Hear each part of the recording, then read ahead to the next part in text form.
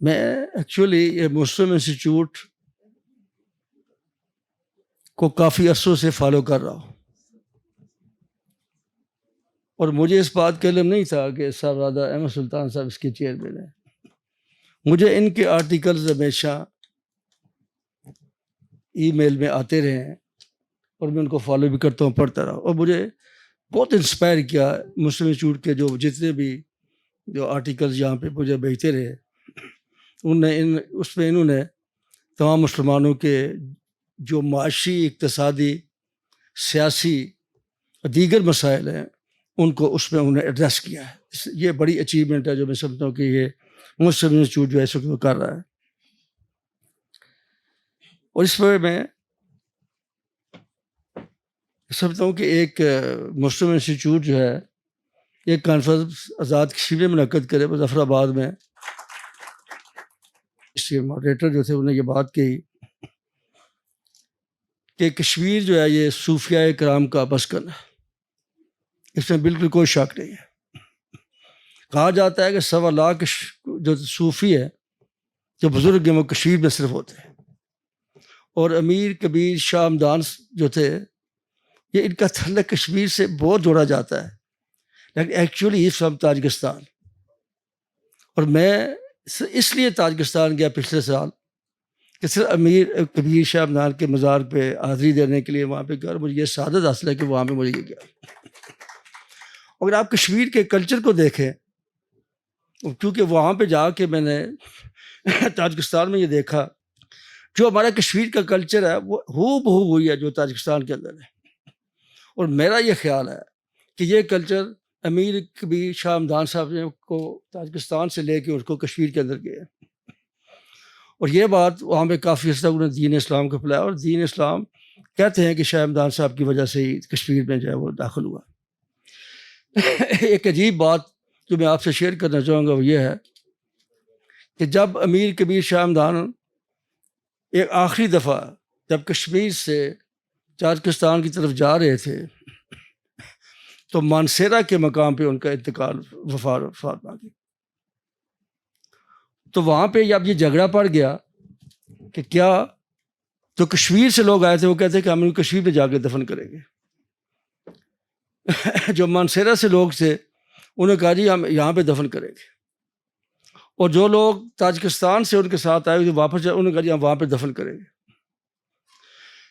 تو فیصلہ یہ ہوا کہ جو بھی پارٹی جو ہے یا کشمیر کی ہے یا ہزارہ کی ہے یا تاجکستان کی ہے، جو اس نماز جنازہ کے کو اٹھا کے لے گا زمین سے، تو یہ ان کو جو ہے یہ وہ ان کو حق ہے یہ دفن کرنے کا۔ تو کہتے ہیں کہ کشمیریوں نے کوشش کی، نہیں اٹھ سکا، ہزارہ والے لوگوں نے کوشش کی، نہیں اٹھ سکا، تاجکستان میں لوگ آسان سے اٹھا کے لے گئے۔ تو it takes almost 6 months from Mansehra to Tajikistan, جہاں پہ ان کو دفن کیا گیا، اور 6 ماہ لگے اس میں۔ اور یہ روایت یہ ہے کہ جو بادل جو تھے 6 ماہ تک اس قافلے کے اوپر جو رہے، اور 6 ماہ تک وہ سفر کرتے رہے ان کی ڈیڈ باڈی کو۔ یہ ان اولیاء کرام کے بارے میں جب میں سمجھتا ہوں کہ یہ کی جاتی ہے، اور ڈیفینیٹلی، اور اس میں جو لوکل زبانوں میں ماضی زمانوں میں جن شعراء نے اپنے خیالات کا اظہار کیا ہے شاعری کے ذریعے، نثر کے ذریعے، وہ زیادہ پاپولر ہوئے۔ سلطان باوی کی قافیز کو آپ دیکھیں، یعنی وہ پاپولر ہیں، شاید بہت کم لوگوں کو پاپولر ہو گئے۔ اسی طریقے سے بابا بلے شاہ کو آپ دیکھ لیں، میاں بخش صاحب کو آپ دیکھ لیں، اور بے شمار ہمارے یہاں پہ صوفی ہیں جو، اور اسی طریقے سے دادا گنج بخش صاحب کی بڑی مشہور کتاب ہے، اس کو بھی آپ دیکھ لیں۔ تو ان لوگوں نے اس ملک میں نہ صرف دین کو پھیلایا بلکہ دین کی اثر روح کو لوگوں تک پہنچانے کی جو ہے وہ کوشش کی ہے۔ تاریخ انسانیت میں جب جب ظلم، نفرت، تعصب، اب جو بات جہاں پہ کی گئی ہے وہ اس طریقے سے کہ آج ہمارے درمیان انٹالرنس جو بہت ہوگا، ایک دوسرے کی بات گفتگو کرنا بھی ہم سننا برداشت نہیں کرتے، اس پہ ریئیکٹ کرنا تو بات کی بات ہے، اور اب لوگ ساری قوم ایک ریئیکشنی قوم ہو چکی ہے۔ اس کی بہت ساری وجوہات ہیں، اس میں صرف لوگوں کا قصور نہیں ہے، اس میں ہمارے معاشرے کا بھی قصور ہے، ہمارے حکمرانوں کا بھی قصور ہے کہ جس طریقے سے انہوں نے قوم کو اذیتیں دے کے یہاں تک 70 سال میں پہنچایا، تو اس سے آپ کیا ایکسپیکٹ کر سکتے ہیں کہ وہ آپ کو کیا واپس سے کیا لوٹائے گا۔ لیکن جو ہمارے صوفیاء اکرام ہیں، آج اس وقت کی بہت ضرورت ہے کہ صوفیاء اکرام کے اس علم کو ہم نے اڈاپٹ کرنا ہے، اس کی روح کو سکھلا چلنا ہے، تب جا کے ہمیں برداشت کا مادہ پیدا ہوگا، عدم برداشت کو ختم کرنا ہوگا، ٹالرنس۔ ہمارا مذہب جو ہے وہ ہمیں ٹالرنس کا بول سب دیتا ہے۔ قرآن پاک میں ہے یا ایھا الذین آمنوا استعینوا بالصبر والصلاۃ ان اللہ مع الصابرین، کہ نماز پڑھو، عبادت کرو۔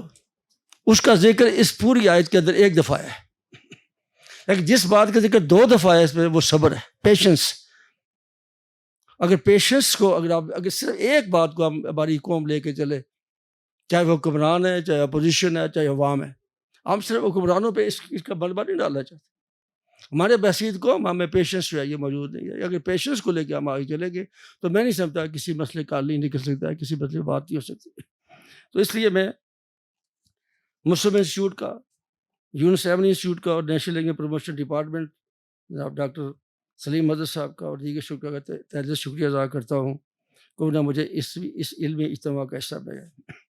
تاریخی ریسرچ میں جب ظلم، نفرت، تعصب، فرقہ واریت نے سر اٹھایا، اللہ تعالیٰ نے ایسی ہستیاں بھیجی جنہوں نے انسانیت کو انسان ہونے کا سبق دیا، جنہوں نے خدا کی محبت کو مخلوق سے جوڑا، اور جنہوں نے امن، اخوت، ہمانگی کو اپنی زندگی کا مشن بنایا۔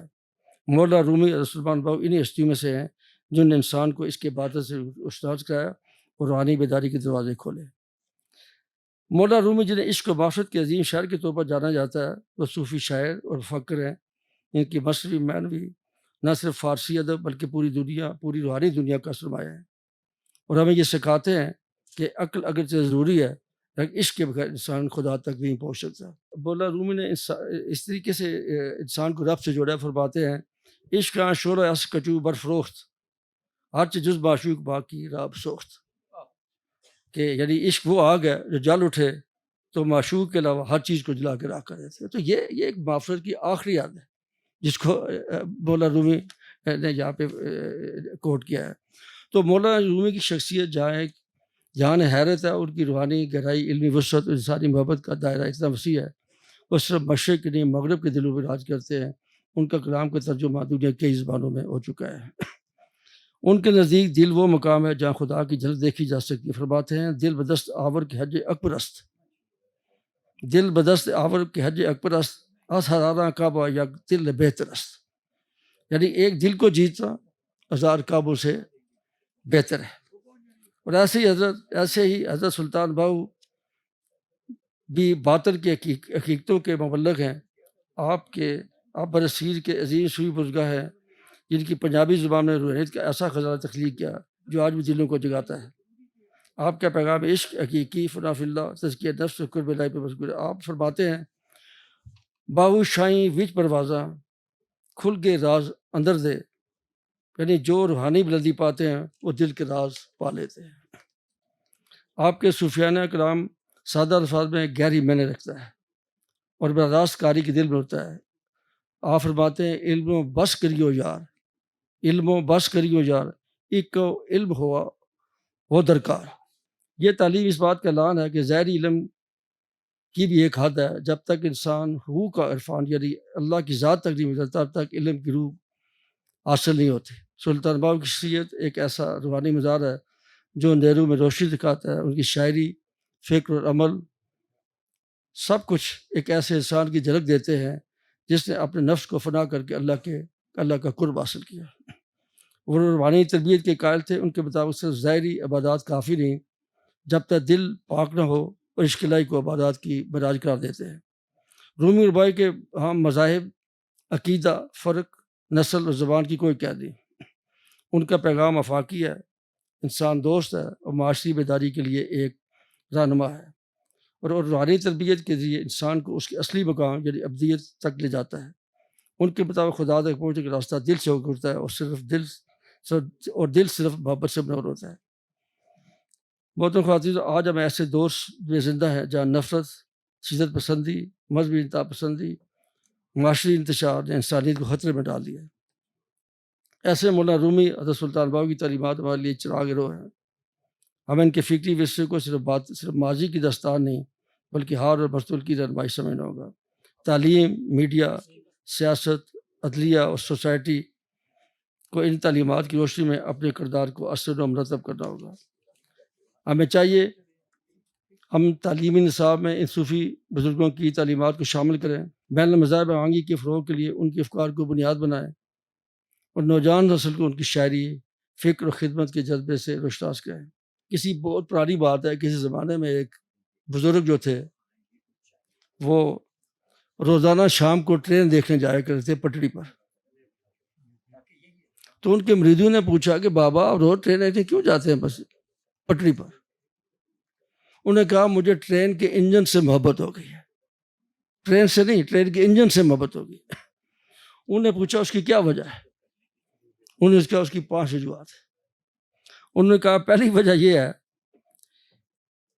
کہ ٹرین کا انجن ٹرین کو منزل مقصود تک پہنچاتا ہے، اور دوسری وجہ یہ ہے کہ وہ آخری ڈبے کو بھی اپنے ساتھ لے کے چلتا ہے، اور تیسری وجہ یہ ہے کہ وہ آگ خود کھاتا ہے، ڈبوں کو آگ نہیں کھانی پڑتی، کیونکہ اس زمانے میں کوئلے کے ساتھ انجن چلتے تھے تو آگ جو لگتی ہے وہ انجن کھاتا ہے لیکن ڈبوں کو اس کا نہیں پہنچ دیتے۔ اور چوتھی وجہ یہ ہے کہ وہ صراط مستقیم پر چلتا ہے، یعنی سیدھا چلتا ہے، اہدنا الصراط المستقیم پہ وہ چلتا ہے۔ اور 5ویں آخری بات یہ ہے کہ یہ ڈبوں کا محتاج نہیں بلکہ ڈبے ان کے محتاج ہوتے ہیں۔ تو اس دنیا میں کچھ لوگ انجن کی طرح ہوتے ہیں، کچھ لوگ ڈبوں کی طرح ہوتے ہیں۔ تو یہ جو صوفیاء کرام ہیں یہ ہمارے انجن ہیں جو خود آگ کھاتے ہیں لیکن ہمیں آگ سے بچاتے ہیں۔ تو ہمیں ان کی جو ہے یہ تعلیمات پہ عمل کر کے تاکہ ہم اس دنیا کی موجودہ جو مسائل مشکلات ہیں، اور یہ میں آپ کو بتا دوں کہ آج فرسٹریشن جو لوگ ہوتا ہے، لوگوں کو ڈپریشن بہت ہو گیا ہے، اس کی وجہ سے کہ مالی مشکلات ہے، معاشی مشکلات ہے، دیگر دنیا میں کوئی بھی بندہ کوئی اپنا سیدھا کام کرانے کے لیے بغیر رشوت کے کام نہیں ہوتے، تو یہ ان کے لیے ایک بڑا پریشر، فرسٹریشن کا باعث، ڈپریشن کا باعث بنتی ہے۔ اس کو دور کرنے کے لیے یہ علماء کرام کا جو صوفیزم ہے یہ جو ہے یہ ایک بہت بڑا ذریعہ ہے، اور اس کے میں سمجھتا ہوں کہ اس کو ہمیں یونیورسٹیوں میں اس بات کو لے کے جانا چاہیے، ہمیں صرف بند کمروں کے اندر نہیں لے کے جانا چاہیے۔ عوام کو اگر مولویوں کا یہ فتویٰ جو ہے کہ بال سے باریک اور تلوار سے تیز سے ہٹ کے بھی اس قرآن پاک میں بہت ساری ایسی چیزیں موجود ہیں جو عام زندگی کے لیے ان کے لیے زیادہ بہتر ثابت ہو سکتی ہے، تو میں سمجھتا ہوں کہ ان کو اس فلسفی کو، صوفیزم کو، اور باقی جو مسلم انسٹیٹیوٹ جو کام کر رہا ہے، آپ نے جو کام کر رہے ہیں ڈاکٹر صاحب، سب اس کو لے کے مختلف یونیورسٹی میں جائیں تاکہ نوجوان نسل کو ان کا اپنا اصل کردار، اپنا اصل جو مقام حاصل کر سکے۔ بہت شکریہ۔